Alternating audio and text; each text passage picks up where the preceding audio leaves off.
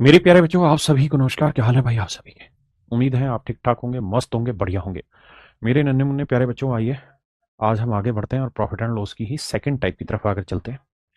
मुझे पूरी उम्मीद है कि आपको मजा आ रहा होगा पढ़ के, बढ़िया लग रहा है जी। और एक ही फालतू के कमेंट प्रैक्टिस क्लास में बिल्कुल भी ना किया करो। यहाँ सिर्फ और सिर्फ एक ही चीज़ के कमेंट होने चाहिए कि जो पढ़ रहे हैं वो समझ आ रहा है कि नहीं आ रहा। क्या आप प्रॉफिट एंड लॉस की प्रैक्टिस कर चुके हैं कि नहीं कर चुके? बस ये चीज़ें ध्यान देनी और कुछ नहीं। आइए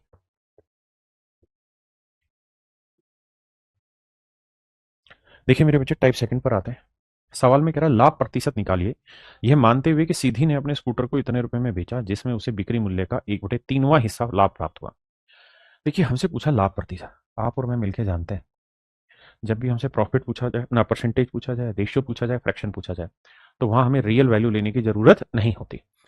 यहां वो ये कह रहा है कि भाई जो सेलिंग प्राइस है उसका 1/3 उसे प्रॉफिट होता है। यानी सेलिंग प्राइस 3 है मेरे बच्चे, तो एक का लाभ होता है, तो कॉस्ट प्राइस कितना रहा? 2। तो कह रहा प्रॉफिट परसेंट बताओ, तो एक्चुअल में एक का प्रॉफिट 2 पे, तो 100 पे कितना? तो आंसर आएगा मेरे प्यारे बच्चों 50%। यानी सच मायने में 50% का कुल मिला के उसे प्रॉफिट होता है। सवाल में कह रहा है लाभ प्रतिशत निकालिए, ये मानते हुए कि अनुभा ने अपनी स्कूटर इतने रुपए में बेची जिसमें उसे बिक्री मूल्य का 1/6वां लाभ हुआ। यानी मेरे बच्चे सेलिंग प्राइस अगर 6 तो प्रॉफिट 1 यूनिट हुआ। सेलिंग प्राइस का 1/6 भाग यानी प्रॉफिट 1 यूनिट हुआ, तो सीपी कितना होगा मेरे बच्चे? 5। तो हम कहेंगे जी एक का प्रॉफिट 5 पे, तो 100 पे कितना? तो आंसर होगा जी 20%। कितना मेरे बच्चे? 20%। देखिए भाई सवाल में कह रहा है एक व्यक्ति गेहूं को 25% लाभ पर बेचता है। यानी 100 की चीज वो 125 में बेच रहा था। अब कह रहा है कि अगर वो 40 रुपए कम में आर्टिकल बेचे तो उसे 25% लॉस होगा। यानी 100 की चीज 75 में बिकेगी। तो 125 और 75 के बीच का जो डिफरेंस है वो 50 यूनिट है। 50 यूनिट है 40 रुपए, तो एक यूनिट की वैल्यू क्या होगी? 40/50, 4/5 रुपए। तो मेरे बच्चे 100 यूनिट की वैल्यू कितनी? 100 गुना 4/5, 5 20 100 20 80। तो जो सीपी आया मेरे बच्चे वो आया 80 रुपये। हाँ है ना, जो समझदार था वो वैसे भी जान लेता कि भाई यहाँ 25% ज्यादा कीमत थी, यहाँ 25% कम हो गई, तो 25 ज्यादा 25 कम डिफरेंस आया 50%, तो 50% 40 है, तो 100% कितना होगा? डबल 80।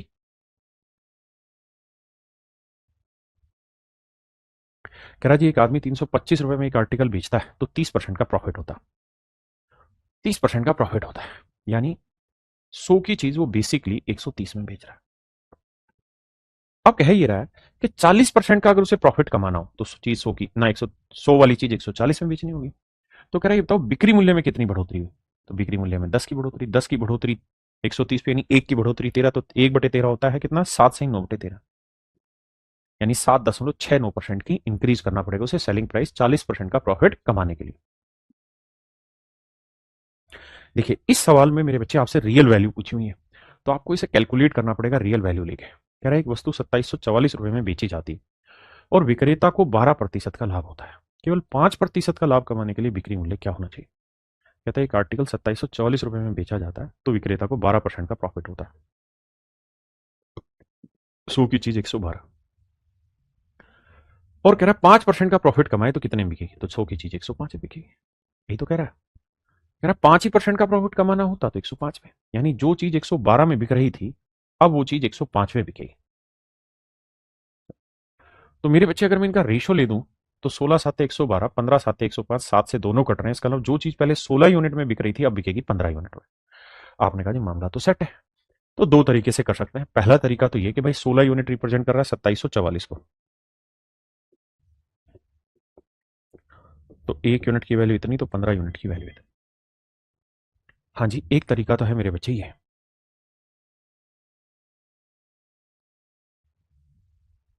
दूसरा तरीका यह है कि अगर आप ध्यान देंगे तो जो ओरिजिनल कीमत है उसका 1/16 की तो कमी होगी, तो सीधा 2744 का 1/16 निकाल लो और वो इसमें से घटा दो।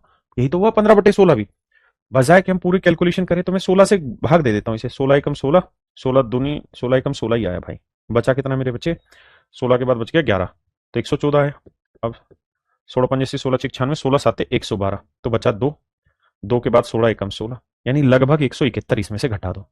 अगर मैं 171 लगभग इसमें से घटा दूं मेरे बच्चे, तो मेरा जो आंसर आएगा, अबे नाराज क्यों हो रहा है? तो 4 में, अबे 4 में गया 3, 14 में 7 गया 7, 6 में 1 गया 5, तो 2573 के आसपास मेरा आंसर आना चाहिए। तो 2500, यहाँ तो 2500 है ही नहीं ना, यहाँ 2500 मतलब 2573 के नजदीक तो यही ऑप्शन है। दूसरा तरीका ये था कि मैं इसे 16 से गुना भाग दूं, 15 से गुना करूं। तो बेटर तरीका ये कि यार 1/16 की कमी करो, तो सीधा 16 1/16 निकाल के घटा दो, डायरेक्ट ही आंसर आ जाएगा। देखिए भैया, कह रहे एक दुकानदार ने अपने सामान को सूची मूल्य के आधे पर बेचा, इस प्रकार 17% का नुकसान उठाया। कहता है अगर एक दुकानदार अपने आर्टिकल को जो लिस्ट प्राइस है उस पे ही बेचे तो 17% का लॉस हो रहा है। इसका मतलब सच बात यह है कि 100 में खरीद रखा है तो लिस्ट प्राइस होगा 83, लिस्ट प्राइस होगा 83। नहीं नहीं, सॉरी सॉरी, गलत कह रहा हूं। ये कह रहा है कि एक दुकानदार अपने सामान को सूची मूल्य के आधी कीमत पर बेचता है तो इस प्रकार 17% का नुकसान उठाता है। तो 100 की चीज 17% का लॉस लोगे तो 83 में बेची जाएगी, और ये जो 83 है ये बेसिकली इस लिस्ट प्राइस का आधा है। तो एक्चुअल में 2×3=6, 2×8=16, यानी लिस्ट प्राइस होगा 166 यूनिट। अब कह रहा है कि यदि इस सामान को सूची मूल्य पर ही बेचा जाता, यानी 100 की चीज अगर 166 में बेची जाती तो 66 का लाभ, और 100 पे 66 का लाभ मेरे बच्चे क्या कहलाता है? 66%। 66% का लाभ हुआ मेरे पेरेंट बच्चों।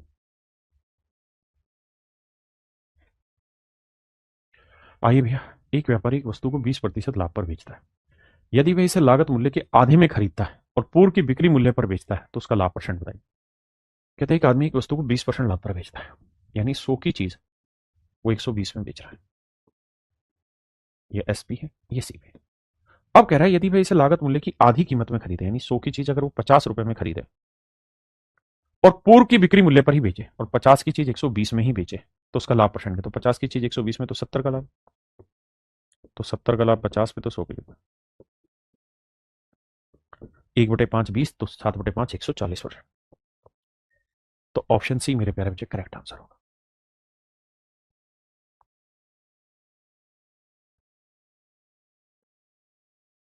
देखिए यार, सवाल में कह रहा है यदि एक वस्तु के बिक्री मूल्य को 2 गुना किया जाता है तो लाभ 4 गुना हो जाता है, यानी ये सीपी है, ये सेलिंग प्राइस है। डिटेल में समझाऊं तो ऐसे कि मान लीजिए सीपी एक्स है और सेलिंग प्राइस वाई है, तो भैया प्रॉफिट कितना हुआ? तो selling price minus cost price. अब कह रहा है कि अगर सेलिंग प्राइस डबल कर दे तो नया सेलिंग प्राइस जो होगा वो होगा 2y। भाई पहले वाला y था तो ये 2y होगा, तो अब प्रॉफिट कितना हुआ? 2y minus x. तो कह रहा है जी ये जो प्रॉफिट है,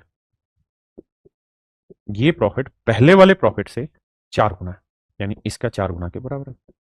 तो 4y minus 4x, 2y minus x. इधर लाओगे मेरे बच्चे 2y, इधर लाओगे 3x, क्योंकि ये उधर जाएगा प्लस का, तो y अपॉन x का जो वैल्यू आएगा वो 3/2 आएगा। इसका मतलब ये कि सेलिंग प्राइस 3 है तो कॉस्ट प्राइस 2 है। तो 2 की चीज 3 में बेची, कितने का लाभ? 1 का। 1 का लाभ 2 पे तो 100 पे कितना, तो आंसर हुआ 50%। ये तो है मेरे प्यारे बच्चों इस सवाल को सोल्व करने का डिटेल तरीका। ये तो है मेरे बच्चे इस सवाल को सोल्व करने का डिटेल तरीका। हाँ जी, अब मैं सिखाता हूँ इसी सवाल को सोल्व करने का शॉर्ट तरीका। ध्यान देना है भाई, सवाल में ये कह रहा है कि किसी आर्टिकल का सेलिंग प्राइस है, ये कोई सेलिंग प्राइस है, ये कॉस्ट प्राइस है, तो यहां कुछ प्रॉफिट हो रहा होगा। हाँ जी। अब कह रहा है अगर सेलिंग प्राइस डबल कर दे, ट्वाइस ऑफ एसपी कर दे, तो प्रॉफिट ये वाला हो रहा है मेरे बच्चे। आपने कहा, और सवाल में वो ये भी कह रहा है कि यहां जो प्रॉफिट हो रहा है वो पहले वाले प्रॉफिट का 4 गुना है। यानी यहां अगर 1 यूनिट का प्रॉफिट है, अगर यहां पी यूनिट का प्रॉफिट है मेरे बच्चे, तो यहां 4p का प्रॉफिट है। बस इस बात को समझो, बाकी खेल समझ में आ जाएगा कि भैया यहां अगर p का प्रॉफिट था तो अब पूरे बड़े खेल के साथ प्रॉफिट कितना आ गया? 4p। इसका मतलब यहां से यहां तक का डिफरेंस p है, तो यहां से यहां तक 4p है, तो इसका मतलब ये डिफरेंस कितना है? 3p। तो अगर आप ध्यान से देखेंगे ना मेरे बच्चे, तो आपको एक बात पल्ले पड़ेगी कि यहाँ ट्वाइस ऑफ सेलिंग प्राइस है या सिंगल सेलिंग प्राइस है, तो इनके बीच का डिफरेंस हुआ सेलिंग प्राइस ही हुआ। भाई मान लो यहाँ 10 है और यहाँ 20 है, तो 10 और 20 के बीच का डिफरेंस 10 ही तो हुआ, तो सेलिंग प्राइस का डबल करेंगे, इनके बीच का डिफरेंस निकाला एसपी, और एक्चुअल में ही आ रहा है प्रॉफिट का 3 गुना। तो मैं ये कह सकता हूं sir selling price basically profit के 3 गुने के बराबर है। ये खेल है। तो यहां से अगर हम सेलिंग प्राइस और प्रॉफिट का रेशियो निकाले तो ये आएगा 3/1। मतलब सेलिंग प्राइस तो है मेरे बच्चे 3 और प्रॉफिट तो है 1, तो यानी कॉस्ट प्राइस रहा होगा 2। तो 1 का प्रॉफिट 2 पे तो 100 पे कितना? 50%। ये सारा खेल इंटेलेक्चुअल है, माइंड का है कि आप कितना माइंड लगा के चीजों को समझ रहे हैं बजाय के रटने के। हाँ जी, आइए जी।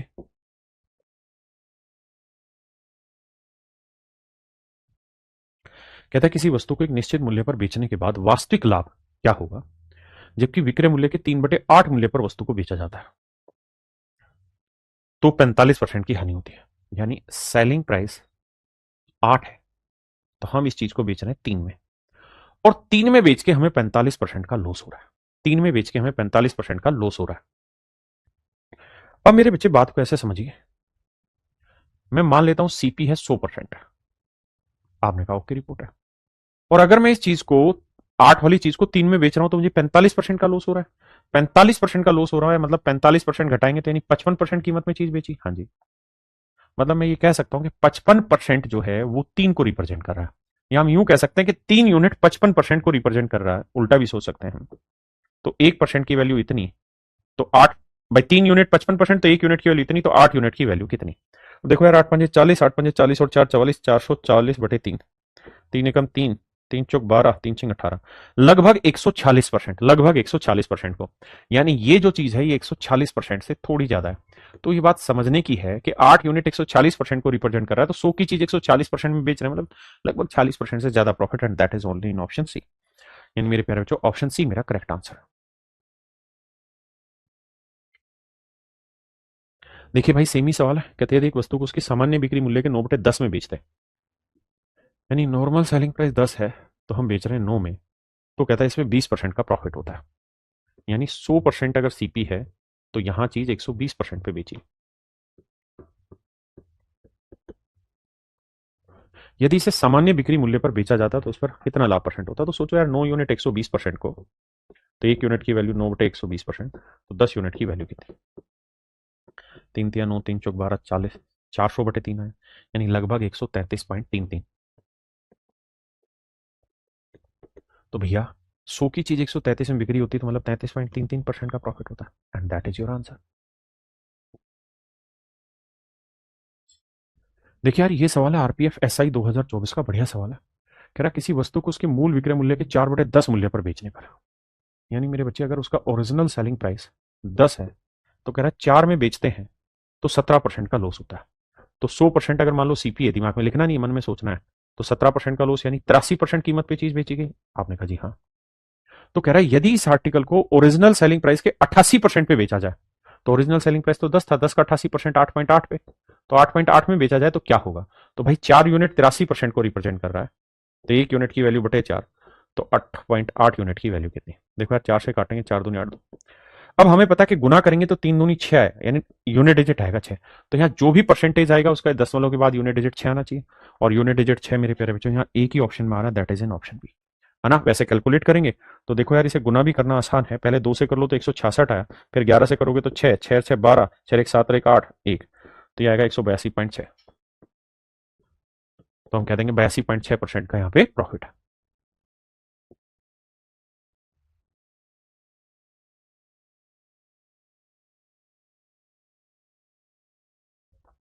देखिए मेरे बच्चे, सवाल में कह ही रहा है, एक विक्रेता द्वारा 3200 रुपए में बेचे गए सामान पर प्राप्त लाभ उसी सामान को 3000 रुपए में बेचे जाने पर प्राप्त लाभ का 7/5 है। यानी 3200 में बेच के जो प्रॉफिट हो रहा था, अगर यहां 7 यूनिट प्रॉफिट था, तो कहता है इसी सामान को 3000 में बेचते हैं तो 5 यूनिट प्रॉफिट है। अल्टीमेटली वो ये कह रहा है कि यहां जो डिफरेंस आ रहा है 200 रुपए का, वही बेसिकली 2 यूनिट प्रॉफिट को रिप्रेजेंट कर रहा है। तो 1 यूनिट की वैल्यू 100, तो 5 यूनिट की वैल्यू 500, यानी यहां 500 प्रॉफिट था, यहां 700 प्रॉफिट था। अब कह रहा है सीपी बताओ, तो भाई 3000 में बेच के 500 का प्रॉफिट कमाया हुआ है, तो खरीदा कितने में होगा। 3000 में बेच के 500 का प्रॉफिट कमाया तो खरीदा कितने में होगा मेरे बच्चे। तो सही उत्तर होगा मेरे प्यारे बच्चों 2500 रुपए का।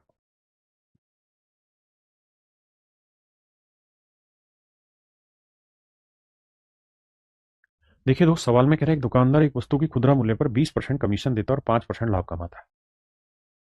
देखो मेरे बच्चे, बहुत सारे ऐसे सवाल होते हैं जहाँ कमीशन और डिस्काउंट लगभग लगभग एक ही सेंस में बोल दिया जाता है। तो हमें करना क्या है, हमें सीपी और एमपी का रेशियो निकालना आता है। हाँ जी सर, आता है। सर सीपी होता है 100 माइनस डिस्काउंट, तो 80 हो गया, क्योंकि 100 में 20 गया, और प्रॉफिट हो गया 5%, तो एमपी हो गया 105। 5 से काटेंगे 16, 21 5 105, यानी हम ये बात कह सकते हैं कि 16:21 मेरे बच्चे हमारा सही उत्तर।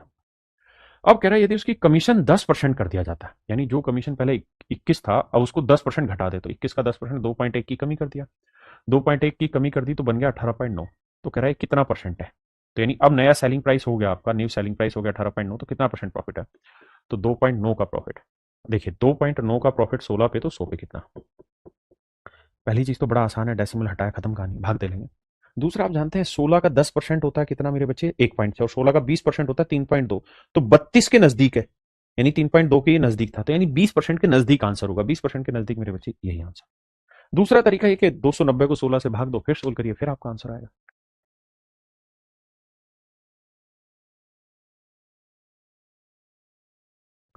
देखिए मेरे बच्चे, a vendor mark the selling price of a table at rupees this after adding 35% to its cost price. कहता है एक लागत मूल्य पर 35% लाभ जोड़कर एक विक्रेता ने एक टेबल का बिक्री मूल्य इतने रुपए अंकित किया था, यानी जो कॉस्ट प्राइस था उस पे, मतलब 135% कीमत लिखी उसने, मतलब 35% का लाभ जोड़ा, तो 135% जो है वो रिप्रेजेंट करा 5670 को, 5670 को। अब सवाल में मुझसे कह रहा है कि अगर वो इस पे 12% का प्रॉफिट कमाता तो कितने में बेचता, तो बेचता 112। देखो यार, दो चीजें समझना। पहली चीज तो ये कि 135 इससे एग्जैक्ट कटा होगा। आपने कहा जी हाँ, अगर मेरे बच्चे एग्जैक्ट कटा होगा, अगर ये एग्जैक्ट कटा होगा, तो आप जानते हैं 5 को किसी भी हालत में किसी भी नंबर से गुना करेंगे ना, तो जीरो तभी आएगा। जीरो देखो, या तो ये 1350 का सीधा सीधा मल्टीपल बनता, 13 दूनी 26, 13 तीन 39, 13 चौको 52, वो तो बन नहीं रहा। तो यानी 5 को किसी नंबर से गुना करके जीरो तभी आया होगा जब इस नंबर का यूनिट डिजिट क्या रहा होगा, इवन रहा होगा। और इवन को 2 से करेंगे तो मेरे बच्चे यूनिट डिजिट इवन आना चाहिए, लेकिन जीरो नहीं आएगा, तो ये दोनों तो वैसे ही कट गए, वो दोनों मेरे आंसर। दूसरा तरीका ये भी है कि जो भी आंसर होगा वो मेरे बच्चे यहां पे 112 किससे कट रहा है, 4 से भाग जा रहा है, तो 4 से भाग जाना चाहिए, तो 4 से ये भी भाग जा रहा है, ये भी भाग जा रहा है। अब मुझे ये भी पता है कि यार 112 जो है 16 7 112 होता है, और ये 7 से भाग जाना नहीं है, तो यानी जो भी मेरा आंसर होगा वो 7 से भी भाग जाएगा। तो देखो यार, 7 पंजे 35, 7 छिंग 42, 4 बचा, 7 पंजे 35, ये तो भाग जा नहीं रहा 7 से, 7 छिंग 42, 42 के बाद 5 बचा, 7 7 49, 7 14, तो ये मेरे बच्चे 7 से भी भाग जा रहा है, 4 से भी भाग जा रहा है, तो ऑप्शन डी मेरा यहाँ पे राइट आंसर होगा। हाँ है ना। अगर आप ये यूनिट डिजिट नहीं भी समझ पाए तो ये तो समझ ही गए कि 4 से भाग जाना चाहिए, तो 50 4 से भाग नहीं जाता, 10 नहीं जाता, तो ये वैसे ही कट गए। अदरवाइज आप इसे कैलकुलेट करें, और फिर भी अगर कैलकुलेशन करना है तो देखो यार, काटते हैं कुछ कुछ करके थोड़ा थोड़ा सा। कैसे भाई, 9 से काटते हैं तो 15 नी में 135, 9 से काटेंगे, 9 छिक 54, 2 बचा, 9 तीस 27, फिर तो पूरा ही काट दो यार, 15 चौको 60, 15 दूनी 30, 2 दूनी 4 ही यूनिट डिजिट आना, सिंपल। अब आते हैं मेरे बच्चे टाइप 3 पे। देखिए यार, सवाल ने कह रहा है कि रामेंद्र ने कुछ तरबूज 1500 रुपए में खरीदे, उसने उसमें से एक चौथाई तरबूज 12% के नुकसान में बेच दिया, शेष तरबूजों को कितने परसेंट लाभ पर बेचे के कुल पर। देखिए यार, जब आपको लास्ट में प्रॉफिट परसेंट चाहिए, रेशियो चाहिए, फ्रैक्शन चाहिए, तो हमें एक्चुअल की तो जरूरत ही नहीं है, तो 1500 की जरूरत नहीं। कह रहा उसने इसमें से एक चौथाई यानी 4 में से एक चीज को उसने बेच दिया है 12% के लॉस पे, तो कहता है बाकी बचे 3 को कितने परसेंट प्रॉफिट में बेचे के पूरे लेन देन, यानी 4 पे 25% का प्रॉफिट हो। तो ऐसे सोचिए, 4 पे 25 के हिसाब से होना चाहिए 100% का प्रॉफिट, जबकि कमा रहे हैं 12% का लॉस, तो अभी कितने का प्रॉफिट और कमाना होगा, 112% का प्रॉफिट कमाना होगा, किस पे, 3 पे। तो 3 से भाग देंगे, 3 3 9, 2 बचा, 3 7 21, 3 3 9, तो 37.33% मेरा राइट आंसर है। यानी मेरे प्यारे बच्चों, ऑप्शन सी मेरा यहाँ पे एब्सोल्युटली करेक्ट आंसर है।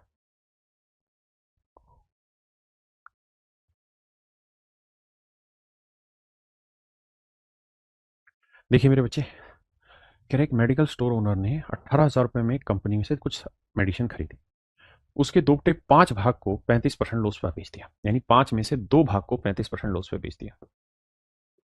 बचे हुए 3 के साथ क्या करें कि टोटल 5 पे ओवरऑल 0% का प्रॉफिट लॉस हो जाए। तो होना चाहिए जीरो, हो रहा है 35 दूनी 70, तो 70% का लॉस हो रहा है, तो जीरो करने के लिए 70 का प्रॉफिट कमाना होगा, और 70% का प्रॉफिट किस पे मेरे बच्चे, 3 पे।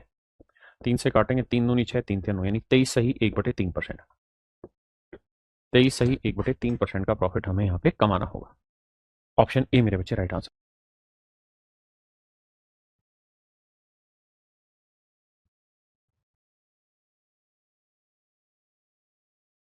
देखिए यार, सवाल में कह रहे हैं खेप का 3/4 हिस्सा, यानी 4 में से 3 हिस्सा 8% प्रॉफिट पे बेचा गया, और बाकी जो एक हिस्सा है इसे 4% के लॉस पे बेचा गया। तो कुल मिला के क्या हुआ, तो आप कहेंगे जी 3 8 24% का कुल मिला के प्रॉफिट हो गया, और 4% का कुल मिला के लॉस यहाँ पे, तो ओवरऑल 20% का प्रॉफिट कितने पे, 3 और 1 4 पे, यानी 5% का प्रॉफिट हुआ। तो कुल मिला के 5% की सेटिंग है, तो 5% जो है 600 रुपए को रिप्रेजेंट कर रहा है, तो कॉस्ट बताइए। तो मेरे बच्चे 5% जो है वो 600 रुपए को रिप्रेजेंट कर रहा है, तो 100% की वैल्यू बताइए क्या होगा। तो 1200, 120, 120 को 100 से गुना करेंगे मेरे बच्चे, 12,000 मेरा सही उत्तर है। यानी ऑप्शन डी मेरे प्यारे बच्चों मेरा एब्सोल्युटली करेक्ट आंसर हो। देखो मेरे भाई, कह रहा है दुकानदार ने 288 संतरे इतने रुपए में खरीदे। उसने 50 संतरे 70 पैसे के हिसाब से खरीदे। तो मेरे भाई 50 संतरे 70 पैसे के हिसाब से 70 गुना 50 करोगे 3500 पैसे यानी 35 रुपए। तो उसने 288 संतरे खरीदे थे मेरे बच्चे 115 रुपए 20 पैसे। इसमें से 50 संतरे उसने 35 रुपए के बेच दिए और कह रहा है बचे हुए जितने भी संतरे थे वो 46 रुपए 20 पैसे के बेच दिए। 46 रुपए 20 पैसे के बचे हुए संतरे बेच दिए। तो 0 2 6 5 11 4 3 7 1 8। तो कुल मिला के हम ये कह सकते हैं कि 81.20 में उसने चीजें बेच दी, है ना। तो ये चीज इतने में उसने चीजें बेची भाई। 50 संतरे 70 पैसे के हिसाब से 35 में बेचे और बाकी संतरे 46 रुपए 20 पैसे के हिसाब से बेच दिए। यानी 81 रुपए 20 पैसे की सेल हुई और 115 रुपए 20 पैसे की उसकी परचेज थी। तो डिफरेंस आया 5 में गया 4, 11 में 8 गया 3। तो 34 का जो डिफरेंस आया ये मेरे प्यारे बच्चों आपका हो गया लॉस। तो आपको लॉस हो गया मेरे नन्हे मुन्ने बच्चों 34 रुपए का। लॉस हो गया मेरे बच्चे कितने का? 34 का।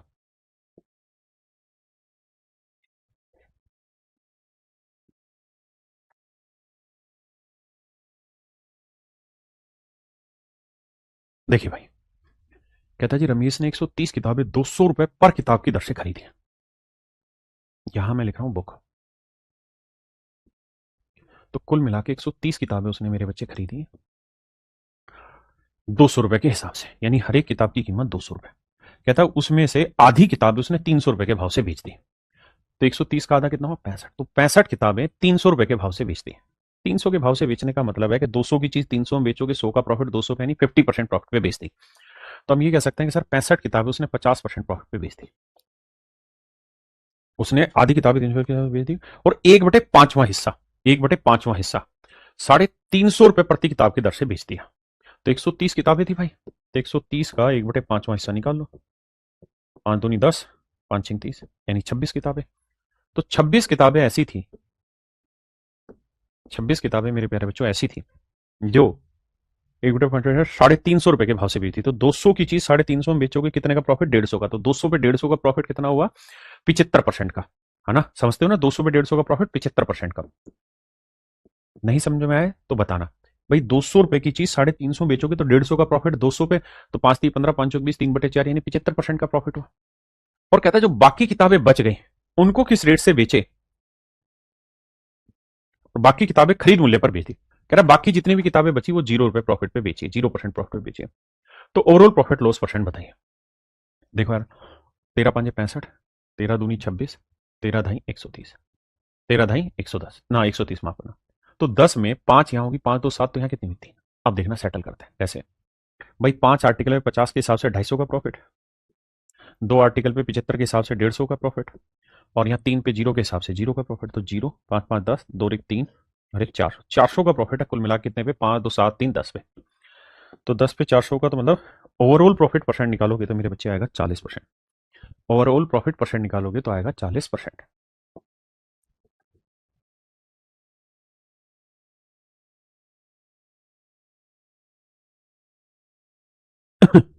देखिए भाई, सवाल में कह रहा है ए shopkeeper bot a certain number of apples for ₹3600। कहता है 3600 रुपए में कुछ सेब खरीदे उसने, उनमें से 1/5वां हिस्सा 10% नुकसान पर बेच दिया। 1/5 पार्ट जो है मेरे बच्चे वो 10% लॉस पे बेचा। लॉस का मतलब माइनस दिखा दो। शेष सेब का 1/4 हिस्सा, कहता अब जो बच गया रिमेनिंग का 1/4, रिमेनिंग का 1/4 5% लॉस पर बेचा। बहुत बढ़िया जी। और बचे हुए सेब का 2/3 और बचे हुए का 1/4 of the remaining apple at a loss of 5% and 2/3 of the rest at a profit of 15%। और कहता है बचे हुए का 2/3 15%। अब इसमें करते क्या है कि हम टोटल जो सेब है वो 5 ले लेते हैं। क्यों ले लेते हैं सर? कारण क्या है कि उसने कहा कि 1/5वां हिस्सा, तो 5 अगर टोटल सेब ले ले तो एक हिस्सा यहां सेट कर दिया। तो बचे कितने भाई? 5 में 1 जाने के बाद 4, तो 4 का देखना भाई, 5 थे, हाँ जी, एक यहाँ हो गया, बचे कितने? 4, 4 का 1/4 था ना, यानी 1। अब कितने बच गए भाई? 3। अब कहता है जी जो बच गया बचे हुए सेब का 2/3, तो 3 का 2/3 निकालेंगे तो कितना आएगा? 2। तो ये हिस्सा हमने बेचा 15% प्रॉफिट पे। उसने शेष सेब को कुल मिलाकर 27% लाभ कमाने के लिए किस मूल्य पर बेचना चाहिए? और कहता है जो बच गए ना उसको किस रेट पे बेचे कि इन पांचों सेब पे कुल मिलाकर 27% का प्रॉफिट हो जाए, ऐसा उसकी चाहत है। देखो भाई, 1 को -10 से किया -10, 1 को -5 से किया -5, 2 को 15 से किया 30। हाँ जी। तो अब तक हम प्रॉफिट कमा चुके हैं इतना, 15 में से 30 गया, यानी 15 का प्रॉफिट कमा चुके हैं, जबकि हमें टोटल पे प्रॉफिट कमाना है 27। तो 5 7 35, 5 दूनी 10, और 5 7 35, 5 दूनी 10 और 3 13, यानी टोटल पे 135 का लाभ कमाना है। अब तक कमाया है 15 का, तो कितने का और लाभ कमाना होगा? 120 का। तो जो बचे हुए आर्टिकल है इस पे 120% का प्रॉफिट कमाना होगा। तो 5 में से 1 और 1 2 और 2 4, तो बचा 1।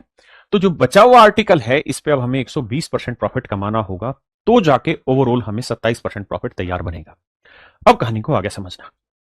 देखो मैंने क्या लिए, 5 आर्टिकल ले लिए, 5 का 1/5 ले लिया, फिर बचे हुए का 1/4 ले लिया, फिर बचे हुए का 2/3 ले लिया, फिर जो बचा वो इतना।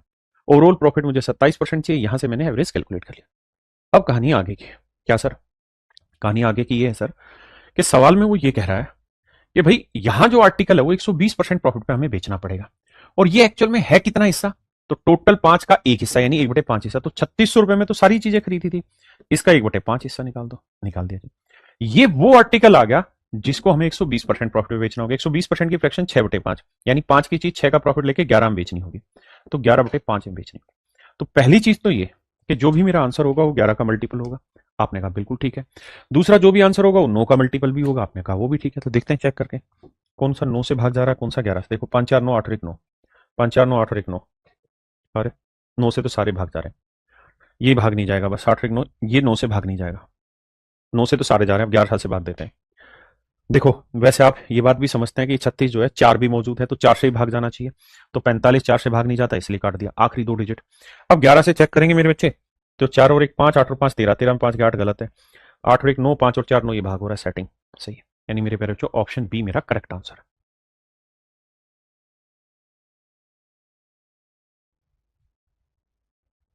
कह रहा है एक दुकानदार 32,400 रुपए में 1800 किलो गेहूं खरीदता है।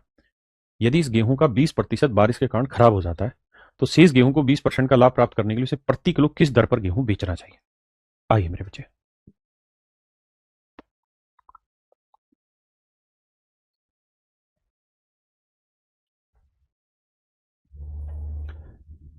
अब हम करते क्या है, हमें एक बात तो समझ में आई कि भाई 32,400 रुपए में 1800 किलो चीज खरीदी। 18 का वर्ग होता है 324, यानी 18 किलो चीज मेरे बच्चे, ना 18 रुपए पर किलोग्राम के हिसाब से उसने एक्चुअल में चीज खरीदी थी। यानी जो खरीद के लाया था ना 1800 किलो चीज 32,400 की, वहां वो 18 रुपए पर किलोग्राम के हिसाब से चीज खरीद के लाया। ठीक है जी। अब कहता है जी रास्ते में आया तो 20% चीजें तो खराब हो गई। बड़े ध्यान से मेरी बात समझना, 20% चीज खराब हो गई मतलब मैं ये कह रहा हूं कि भाई मान लो 20% की फ्रैक्शन 1/5, कि अगर 5 किलो चीज वो लेके आया होगा, 5 किलो चीज खरीद के लाया होगा, खरीद के लाया होगा 5 किलो, अगर खरीद के लाया होगा मेरे बच्चे 5 किलो चीज, तो बेचेगा कितनी? 4 किलो ही बेचेगा। यानी खरीद के तो लाया था 5 किलो बेचेगा, लेकिन बेच पाएगा कितनी? केवल 4 किलो। क्यों? क्योंकि जितनी भी चीज लाया होगा उसका 20% चीज स्पॉइल हो गई। लेकिन कहता है फिर भी वो ये चाहता है कि भाई शेष गेहूं को जब बेचे तो उसका लाभ जो हो वो 20% हो ओवरऑल। यही कह रहा है ना। Of this weight is fall due to at what rate should he sell the rest to earn 20%। तो कहता है शेष को किस रेट से बेचे कि टोटल पे उसे 20% का प्रॉफिट हो जाए। देखिए यार 20% का प्रॉफिट कमाना है तो मैं यहाँ पे 5 किलो चीज हर, मैं ये मान लेता हूं कि 1 किलो चीज 1 रुपए पर किलोग्राम के भाव से खरीद के लाया होगा, तो 5 किलो चीज 5 के भाव से लाया होगा, 5 रुपए में लाया होगा, सिर्फ समझना। तो 5 किलो चीज 5 रुपए में लाया होगा, 20% का प्रॉफिट कमाना चाह रहा है, तो 5 की चीज 6 में वो बेचना चाह रहा है। मैंने 20% प्रॉफिट था इसीलिए यहां से रिलेट कर दिया। आपने कहा ओके रिपोर्ट है, मतलब अगर 5 किलो चीज 5 रुपए में लाया होगा तो 6 रुपए में बेचना चाहेगा। आपने कहा ठीक है, लेकिन 5 किलो चीज बेचना तो चाह रहा था 6 में, लेकिन 1 किलो चीज खराब हो गई। लेकिन वो अब क्या चाह रहा है? अब वो ये चाह रहा है कि मैं 4 किलो चीज भी 6 में बेचूं तभी तो मेरे को 20% प्रॉफिट होगा, क्योंकि प्रॉफिट तो वो अपनी कॉस्ट पे निकालेगा। अब मान लो तुम 100 रुपए के अंगूर लेके आए मार्केट से और तुम आगे बेचना चाह रहे हो, लेकिन रास्ते में कुछ अंगूर निकल के गिर गए, तो आपकी कॉस्ट थोड़ी घट गई, आपकी कॉस्ट तो अभी भी 100 की 100 ही रुपए रह गई। तो लॉजिक को समझना, कॉस्ट अभी भी वही है जो यहां थी, तो जो कॉस्ट यहां थी कॉस्ट अभी भी वही है, लेकिन वहां पे मुझे 20% प्रॉफिट चाहिए था, लेकिन अब मैं बेचूंगा 4 किलो कितने में? 6 रुपए में। तो 4 किलो चीज का कॉस्ट कितना हुआ एक किस्म से देखें तो 4 रुपए। तो 4 रुपए वाली चीज मैं 6 रुपए में बेचना चाह रहा हूं, तो 2 का मैं प्रॉफिट कमाना चाह रहा हूं। 4 पे 2 का प्रॉफिट मतलब मैं अपनी चीज को 50% प्रॉफिट पे बेचना चाह रहा हूं। यानी मुझे अपने आर्टिकल का जो प्राइस है ना अब वो 50% बढ़ाना होगा। तो मेरे भाई 18 रुपए रेट था, 18 का 50% हुआ 9, तो अब उसे बेचना होगा 27 रुपए पर किलोग्राम के हिसाब से। अब मेरे बच्चे उसका रेट होगा 27 रुपए पर किलोग्राम। अगर मेरे बच्चे हम इस बात को भी नहीं समझ पा रहे हैं तो मैं इसे और डिटेल में अच्छे से समझाता हूं, ध्यान से समझना। भाई हमें ये बात तो पता है कि 1 किलो चीज जो खरीद के लाया वो 18 रुपए की लाया, और हमसे 1 किलो का ही रेट पूछ रहा है, तो क्वांटिटी लेने की जरूरत नहीं पूरी। अब वो ये कह रहा है कि भाई 20% चीज उसकी रस्ते में खराब हो गई। 20% का, अगर 5 किलो चीज वो मार्केट से खरीद के लाया तो 5 किलो चीज का एक्चुअल में कॉस्ट कितना पड़ा? भाई 1 किलो का कॉस्ट 18, तो 5 किलो का 18 5 90 रुपए, यानी 90 रुपए में उसने चीजें बेच ना, माफ करना, 5 किलो चीज 90 रुपए में खरीद के लाया। जब रस्ते में आ रहा था तो क्या हुआ कि 20% चीजें खराब होगी बारिश की वजह से किसी कारण से। तो 5 किलो का 20%, एक किलो खराब हो गई, तो यानी अब उसके पास कितनी चीजें रह गई? 4 किलो। तो वो जो बेचेगा वो कितनी किलो चीजें बेचेगा? 4 किलो। लेकिन कह रहा है जी उसे प्रॉफिट अभी भी 20% ही चाहिए। तो 90 रुपए था सीपी, इस पे 20%, 90 का 20%, 9 दूनी 18, यानी 18 रुपए का प्रॉफिट लोगे। तो एक्चुअल में चीज आप बेचना चाहोगे 108 रुपए में। आपने कहा तो अब मेरे बच्चे 4 किलो चीज आपको 108 रुपए में बेचनी होगी। तो 1 किलो चीज कितने की बिकेगी? 4 दूनी 8, 4 7 28, यानी 27 रुपए पर किलोग्राम के भाव से अब आपको मेरे बच्चे चीजें बेचनी हो। यानी ऑप्शन ए आपका करेक्ट आंसर है। देखिए मेरे बच्चे, सवाल में कह रहा है आदित्य ने 1100 रुपए में 300 आम खरीदता है, इनमें से कुछ आम सड़े हुए होते हैं और फेंक दिए जाते हैं, वह बाकी आमों को 5 रुपए प्रति आम बेचता है और 150 रुपए का लाभ कमाता है। कहता है भाई आदित्य ने 1100 रुपए में 300 आम खरीदे, 1100 रुपए में 300 आम खरीदे, तो आप कुल मिला के ये समझो भाई 300 जो आम है वो 1100 रुपए में उसने खरीदे। अब कहता है इसमें से कुछ आम सड़े हुए थे इसलिए फेंक दिए गए, वह बाकी आमों को 5 रुपए प्रति आम बेचता है और 150 रुपए का प्रॉफिट कमाता है। तो 1100 में खरीदे, 150 का लाभ कमाया, इसका मतलब 1250 रुपए में उसने बाकी आम बेचे। और एक आम कितने का बिकता है? 5 का। 5 दूनी 10, 5 5 25, यानी 250 आम उसने बेचे हैं 5 रुपए के भाव से। तो 300 आम थे, 250 बेचे हैं, तो इसका मतलब मेरे बच्चे बाकी 50 आम क्या हो गए? सड़ गए। तो 5 1 5, 5 6 30, 1/6 आम सड़ गए, यानी 16 से 2/3% आम ऐसे थे जो मेरे प्यारे बच्चों के सड़ गए। 16 से 2/3% आम सड़ गए। हाँ जी। कहता है एक फल विक्रेता 1200 रुपए में 480 केले खरीदता है, इनमें से कुछ केले सड़ गए और इसलिए उन्हें फेंक दिया गया।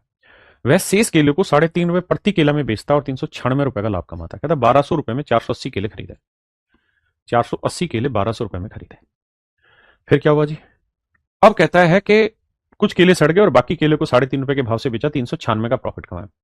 तो 396 का प्रॉफिट कमाया, तो 6 9 3 2 5, यानी 1596 रुपए में चीजें बेची। और एक केला कितने का बेच रहा है वो? 3.5 रुपए का। तो देखो यार, पॉइंट हटाएंगे, 10 करेंगे, 5 दूनी 10, 5 7 35, 7 से काटेंगे, 7 दूनी 14, 1, 7 दूनी 14, 7 8 56। हाँ जी, तो 2 8 16, 2 दूनी 4 1 5, 2 दूनी 4, यानी 456 केले उसने बेचे। तो 480 में से मेरे बच्चे अगर 456 केले बेच दिए तो बचे कितने भाई? 24। तो 24 केले खराब, तो 24 से कम 24, 24 दूनी 48, तो 1/20, यानी 5% केले मेरे बच्चे खराब हो गए। 5% केले मेरे बच्चे खराब हो गए। देखिए बाबू, सवाल में कह रहा है यदि एक दुकानदार चीनी को 44.8 रुपए प्रति किलो की दर से बेचता है तो उसे 12% का प्रॉफिट होता है। पानी के रिसाव के कारण चीनी का 1/5 हिस्सा खराब हो जाता है और शेष चीनी के लिए प्रति किलो कीमत कितनी होनी चाहिए जिससे दुकानदार को कुल मिला के 5% का प्रॉफिट हो? तो देखो यार, 5% का प्रॉफिट होने का मतलब है 105/100। तो पहली बात तो ये ध्यान रखना कि 105 7 से भाग जाता है, तो ऑप्शन में ढूंढ लो जो 7 से भाग जा रहा है, सीधा ही क्रैक हो जाएगा आंसर। 7 7 49, 7 5 35, 7 7 49 ये नहीं जाएगा, 7 7 42 नहीं जा रहा, 7 ये भी नहीं जा रहा, तो एक ही ऑप्शन जा रहा है 7 से, यही मेरा आंसर। अब समझते हैं। कहते हैं 44.8 रुपए पर किलो की दर से बेचता है तो 12% का लाभ होता है। 44.8 रुपए पर की दर से बेचता है तो 12% का प्रॉफिट। 12% का मतलब 112 रुपए में चीज बेची, यानी 100% अगर सीपी है तो 112% सेलिंग प्राइस हुआ गुना 100%। तो 12 चौक 48, तो ये आया 0.4, 0.4 को 100 से गुना किया यानी 40। यानी मैं ये कह सकता हूं कि जो 44.8 रुपए में चीज बेची है और 12% का प्रॉफिट कमाया, एक्चुअल में वो खरीदी गई थी 40 रुपए में, यानी 40 रुपए आ गया उसका सीपी। सीपी आ गया मेरे बच्चे 40 रुपए पर केजी। आपने कहा जी मामला तो सेट है। अब कह रहे हैं पानी के रिसाव के कारण चीनी का 1/5 हिस्सा खराब हो जाता है, तो शेष चीनी को प्रति किलो कीमत क्या होनी चाहिए जिससे दुकानदार को कुल 5% का प्रॉफिट हो जाए? आप ऐसे मान लो यार कि मान लेते हैं भाई 1/5 है, तो 5 किलो चीनी वो 40 के भाव से कितने की लाया होगा? 200 रुपए की। अब 1/5 रिसाव हो गया तो 4 किलो ही बेचने लायक है और प्रॉफिट चाहिए 5% का। 5% यानी 10 का प्रॉफिट चाहिए, मतलब 210 में बेचना चाह रहा है। तो अब 210 में 4 किलो चीज बेचेगा तो कितने की आएगी? 52.5 की। ऑप्शन ए मेरा राइट आंसर। देखिए भाई, बहुत प्यारा सवाल है, जो पीछे एक इससे 3-4 सवाल पीछे कराया था वैसा ही है। लास्ट में हमसे पूछा क्या, वो देखिए, तो कह रहा कितने परसेंट, यानी हमसे परसेंटेज पूछा है। जब भी परसेंटेज, फ्रैक्शन, रेशियो पूछे, रियल वैल्यू लेने की जरूरत ही नहीं है। कह रहा है एक सब्जी विक्रेता ने आलू 19 रुपए के हिसाब से 100 किलो चीजें खरीदी, यानी मेरे बच्चे 100 किलो आलू है,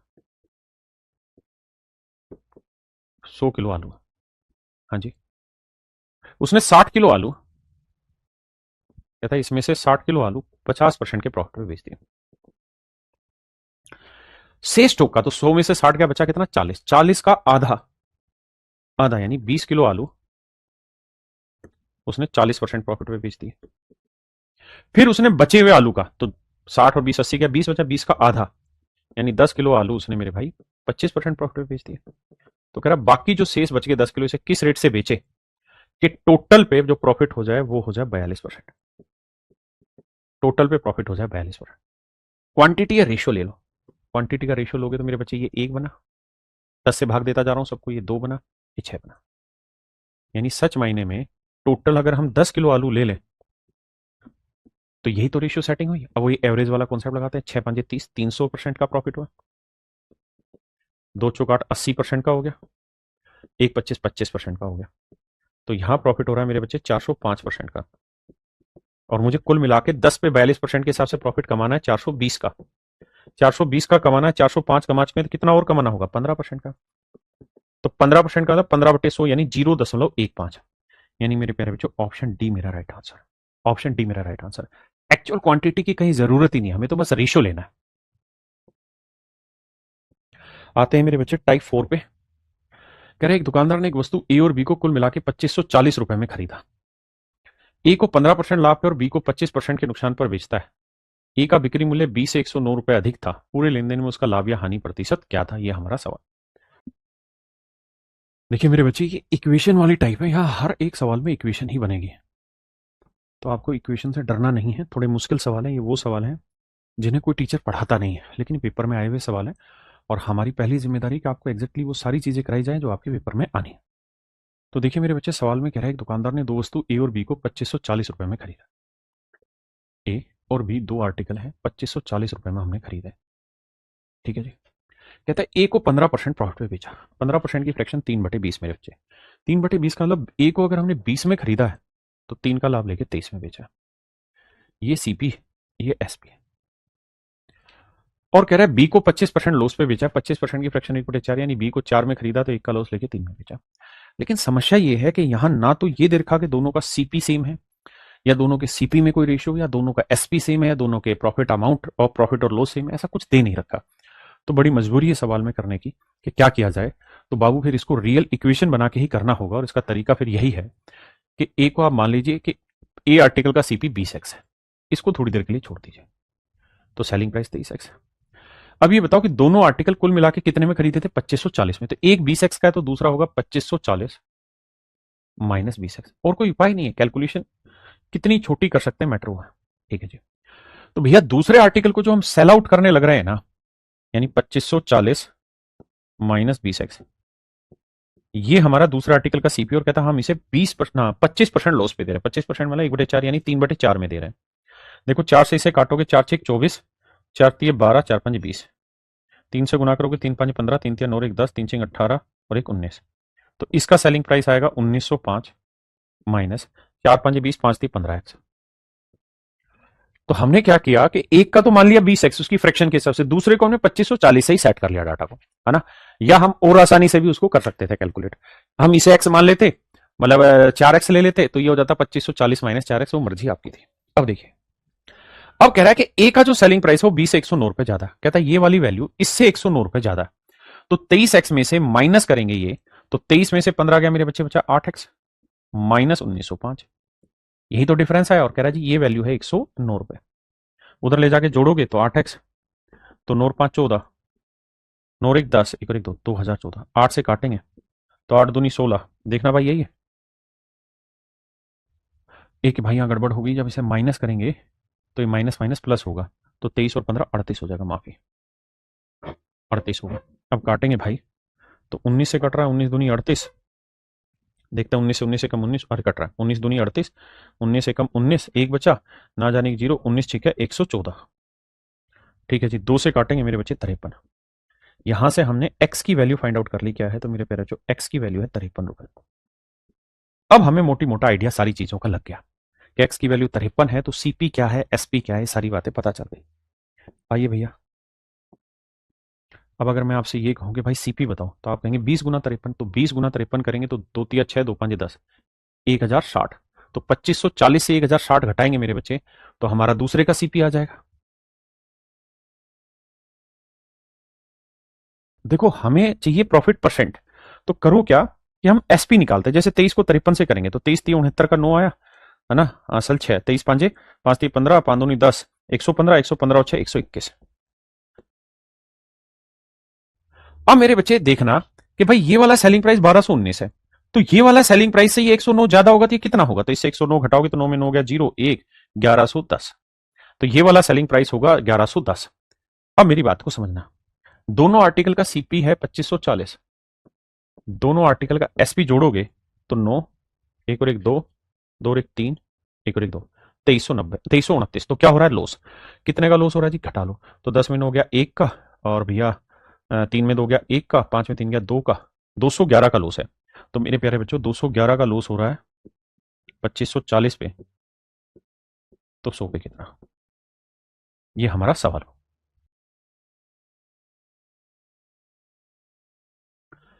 तो देखो मेरे बच्चे, जीरो से जीरो काटा, और कुछ काटने की जरूरत है नहीं, फिर गुना करने में उतनी दिक्कत होगी, तो इसे गुना करोगे तो ये आएगा 2110, है ना, डिवाइड बाई 254। ध्यान रखना, पहली बात तो लॉस हुआ है तो प्रॉफिट वाले तो हिस्से ही कट गए, लॉस वाले में ही आंसर होगा, अप्रोक्सीमेशन दिया हुआ है।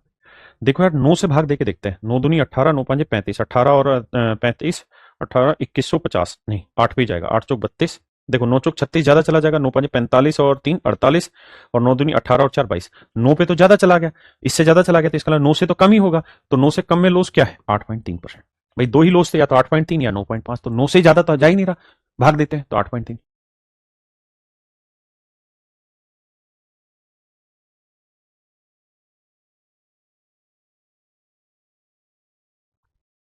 देखिए मेरे बच्चे, सवाल ने कह रहा है कि भाई एक आदमी है आदित्य, और दूसरा आदमी है, आदित्य ने लेख एक्स को, यानी कोई आर्टिकल एक्स था, उसे 23% प्रॉफिट में बेचा है। तो मान लेता हूं कि यार एक्स वाले का कोस्ट प्राइस ही एक्स था, तो 23% यानी 100 एक्स मान लेता हूं, यानी जो आर्टिकल एक्स था उसका कोस्ट प्राइस था 100 एक्स, इसे बेच दिया 23% पे, यानी 123 एक्स में। बहुत बढ़िया।